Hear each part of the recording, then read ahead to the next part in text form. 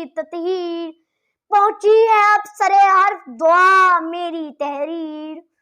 ملت کی توقیر ہے یوم تکبیر، قوم کی شمشیر ہے یوم تکبیر، ضرب مومن ہے باب اقبال،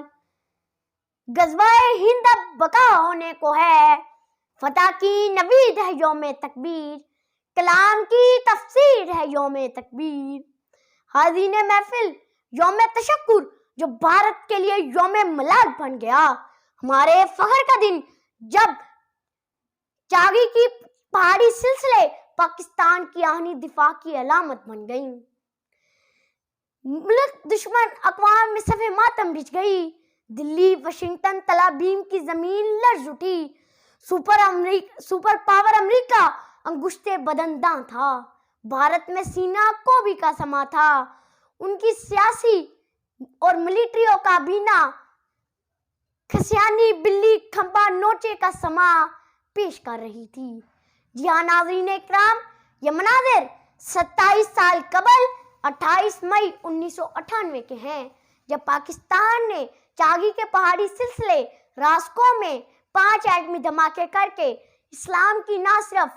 پہلی بلکہ پوری دنیا کی 7ویں ایٹمی طاقت بن گئی۔ جب چاگی کی سرزمین یوم تکبیر کے فلک شگاف نعروں سے گونج اٹھی، 11 مئی 1998 کو بحران میں 3 ایٹمی دھماکے کر کے اور 3 روز بعد مطلب 13 مئی کو 2 ایٹمی دھماکے کر کے پاکستان نے انڈین ایڈونچر کا دندان شکن جواب دیا، اور 2 روز بعد 6واں دھماکہ کر کے پاکستان نے نہ صرف بھارت پر برتری حاصل کر لی بلکہ دنیا کی 7ویں ایٹمی طاقت بن گیا۔